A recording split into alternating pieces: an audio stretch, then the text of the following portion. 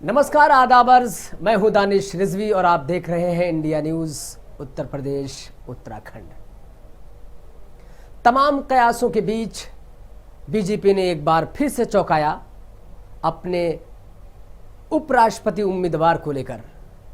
पश्चिम बंगाल के राज्यपाल जगदीप धनखड़ एनडीए की तरफ से राष्ट्रपति कैंडिडेट घोषित कर दिए गए हैं।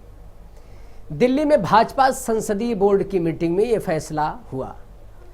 मीटिंग के बाद भाजपा अध्यक्ष जेपी नड्डा ने धनखड़ के नाम का ऐलान किया। इस मौके पर प्रधानमंत्री नरेंद्र मोदी, गृह मंत्री अमित शाह, पार्टी अध्यक्ष जेपी नड्डा समेत तमाम बड़े नेता मौजूद रहे। आइए अब आपको बताते हैं कि आखिर धनखड़ साहब का ताल्लुक कहां से है और उनका पूरा परिचय हम आपको इस स्टोरी में बताएंगे। राजस्थान के जाट नेता हैं धनखड़। भाजपा के जाट नेता राजस्थान के रहने वाले हैं। 70 साल के जगदीप धनखड़ को राष्ट्रपति रामनाथ कोविंद ने 30 जुलाई 2019 को बंगाल का 28वां राज्यपाल नियुक्त किया था।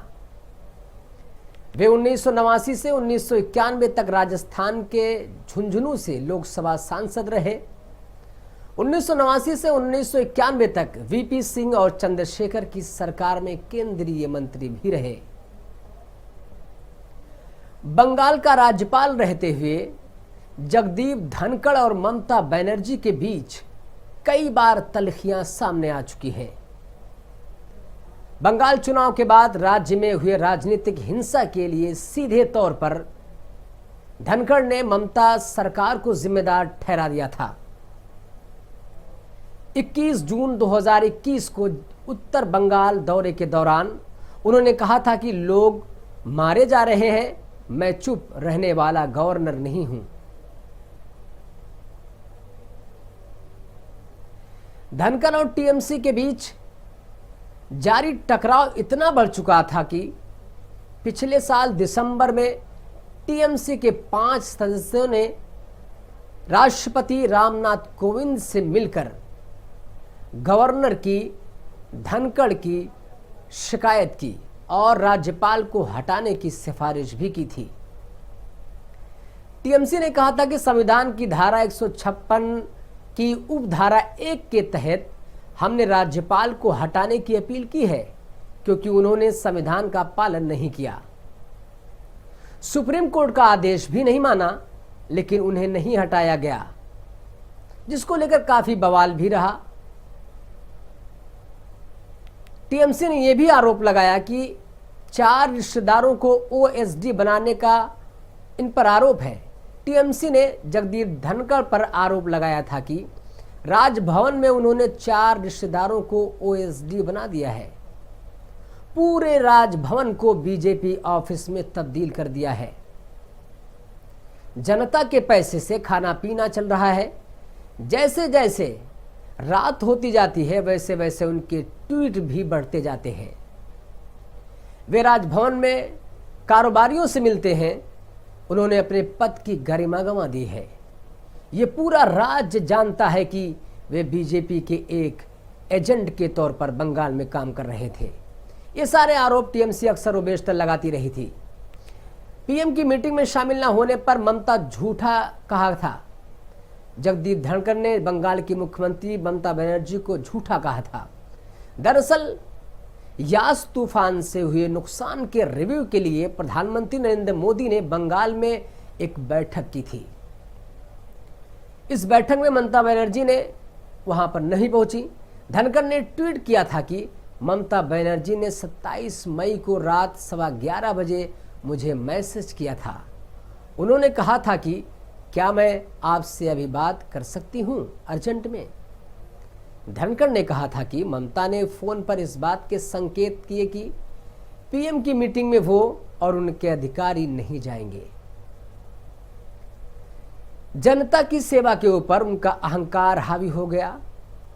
झूठी बातों से मजबूर होकर मैंने पूरा रिकॉर्ड सामने रख दिया था। इस पर बैठक से गायब होने की जो वजह उन्होंने बताई वो झूठी थी। तमाम कयास लगाए जा रहे थे कि नकवी को उपराष्ट्रपति बनाया जाएगा, इस वजह से उनसे इस्तीफा लिया गया। लेकिन ये बीजेपी है, अक्सर वो बेशतर चौंकाती रहती है। इससे पहले 6 जुलाई को केंद्रीय अल्पसंख्यक मामलों के मंत्री मुख्तार अब्बास नकवी ने कैबिनेट से इस्तीफा दिया था। उनका राज्यसभा कार्यकाल 7 जुलाई को खत्म हो रहा था। इस्तीफे के बाद से नकवी को उपराष्ट्रपति कैंडिडेट बनाए जाने की चर्चा जोरों पर थी। नकवी को भाजपा ने पिछले दिनों हुए राज्यसभा के चुनाव में उम्मीदवार नहीं बनाया था। तब से ये कयास लगाए जा रहे थे कि पार्टी उन्हें किसी बड़ी भूमिका में लाना चाहती है। लेकिन बीजेपी जैसा कि हर चुनाव के बाद मुख्यमंत्री को लेकर चौंकाती रहती है, राष्ट्रपति के उम्मीदवार को लेकर चौंकाती रहती है, वैसे ही एक बार फिर चौंकाया। बंगाल के राज्यपाल जगदीप धनखड़ को एनडीए की तरफ से उपराष्ट्रपति का उम्मीदवार घोषित किया है। इससे पहले मुख्तार अब्बास नकवी, नजमा हेपतुल्ला केरल के राज्यपाल का नाम चल रहा था, मगर बीजेपी ने बंगाल के राज्यपाल को उपराष्ट्रपति का चेहरा बना दिया है।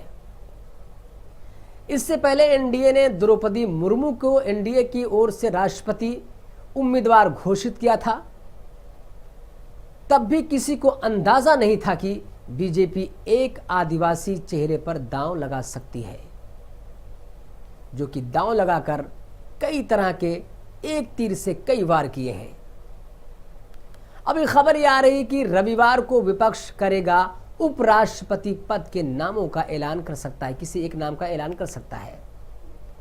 राज्यसभा में विपक्ष के नेता और कांग्रेस के वरिष्ठ सदस्य मल्लिकार्जुन खड़गे ने कहा है कि सभी विपक्षी दल रविवार को बैठक करेंगे और उपराष्ट्रपति चुनाव में संयुक्त उम्मीदवार के नाम पर चर्चा करेंगे।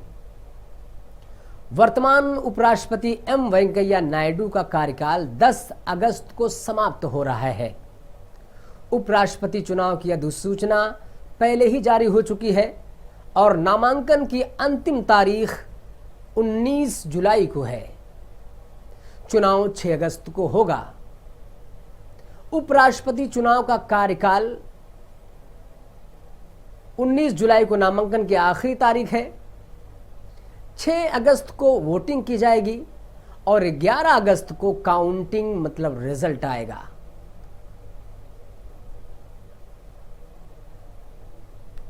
तो इस तरह से अगर देखा जाए तो एक बार फिर बीजेपी ने धनखड़ के नाम का ऐलान कर सियासी गलियारों में तमाम राजनीतिक पंडितों को एक बार फिर से चौंकाया है।